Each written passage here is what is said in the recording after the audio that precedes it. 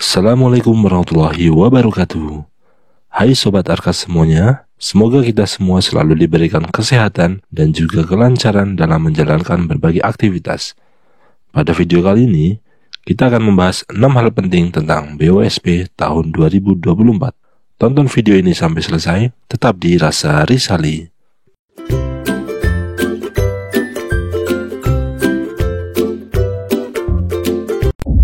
Penerima BOSP tahun 2024, Kemendikbudristek telah menetapkan 419.000 satuan pendidikan penerima BOSP dengan nilai anggaran sebesar 57 triliun.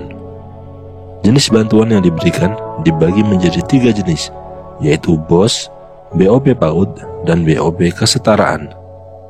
Untuk satuan pendidikan penerima BOS, yaitu dari jenjang SD, SMP, SMA, SMK, dan juga sekolah luar biasa.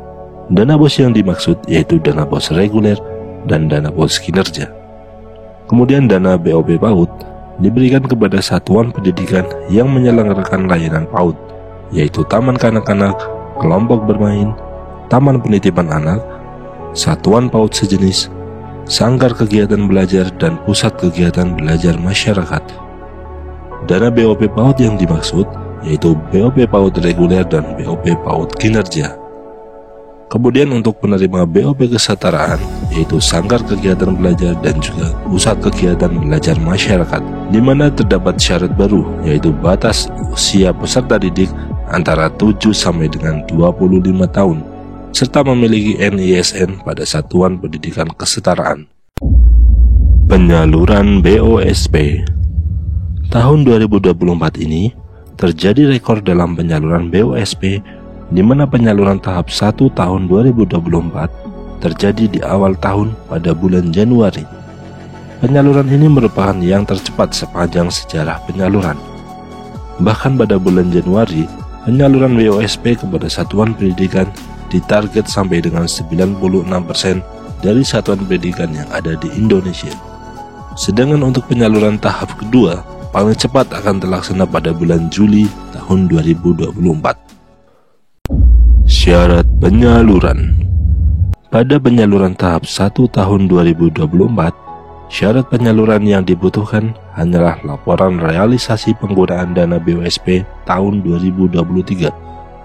Sedangkan untuk tahap 2 tahun 2024 memiliki beberapa syarat untuk penyaluran, yaitu yang pertama, laporan keseluruhan tahun 2023 yang meliputi laporan BOSP reguler dan kinerja, laporan sisa dana, dan laporan pengadaan barang dan jasa. Kemudian syarat yang kedua yaitu laporan realisasi tahap 1 tahun 2024 dengan syarat minimal penggunaan 50% dari dana yang diterima di tahap pertama. Semisal di tahap pertama kita mendapatkan 50 juta rupiah, maka untuk penyaluran tahap kedua kita minimal harus sudah menggunakan 50%-nya atau sekitar 25 juta rupiah di tahap pertama. Perhitungan sisa dana BOSP.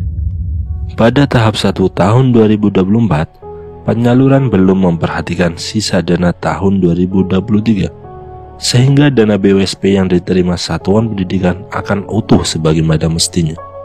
Sedangkan pada penyaluran tahap kedua, akan memperhitungkan sisa dana tahun sebelumnya. Misal kita memiliki sisa dana tahun 2023 sebesar 1 juta rupiah, maka pada penyaluran tahap kedua, dana BOSP akan dipotong sebanyak 1 juta rupiah. Karena itu akan lebih baik jika setiap tahun, satuan pendidikan dapat menggunakan seluruh dana BOSP yang diterima hingga saldo menjadi 0. Pengurangan dana BOSP. Kegagalan mengumpulkan laporan realisasi BOSP reguler tepat waktu berpotensi mengganggu penyaluran tahap berikutnya. Untuk tahap 1, tenggat waktu pelaporannya hingga 31 Juli 2024. Jika laporan dikumpulkan setelah bulan Juli, maka akan terjadi pengurangan dana BOSP sesuai dengan waktu pelaporannya. Sedangkan untuk keseluruhan tahun anggaran 2024, tenggat waktu pelaporannya yaitu pada 31 Januari tahun 2025. Apabila satuan pendidikan tidak mengumpulkan laporan tahap 1 tahun 2024 hingga 25 Oktober 2024, maka satuan pendidikan berpotensi terkendala penyaluran tahap berikutnya. Dan apabila satuan pendidikan tidak mengumpulkan laporan keseluruhan tahun 2023 serta laporan realisasi minimal 50% tahap 1 2024 hingga 25 Juni, maka satuan pendidikan berpotensi terkendala penyaluran tahap kedua. Kemudian untuk pengurangan jumlah salurnya, jika satuan pendidikan telat lapor untuk tahun 2023, maka akan terjadi pengurangan pada tahap kedua tahun 2024. Dan jika satuan pendidikan telat lapor tahap pertama tahun 2024, maka juga akan terjadi pengurangan jumlah salur pada tahap kedua nantinya. Karena itu sebisa mungkin kita kerjakan laporan realisasi secara teratur dan juga tepat waktu. Platform teknologi pendukung. Berbagai platform teknologi telah hadir untuk mendukung pengelolaan BOSP, mulai dari perencanaan hingga pelaporan. BOSP saat ini telah terintegrasi dengan rapor pendidikan, Arkas, dan juga Siplah.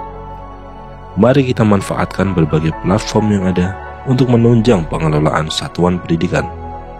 Nah, itulah 6 hal penting terkait BOSP tahun 2024. Jika masih ada kekurangan, bisa kalian tambahkan pada kolom komentar. Mohon maaf jika terjadi kekurangan dalam penyampaian. Sekian dari saya. Wassalamualaikum warahmatullahi wabarakatuh.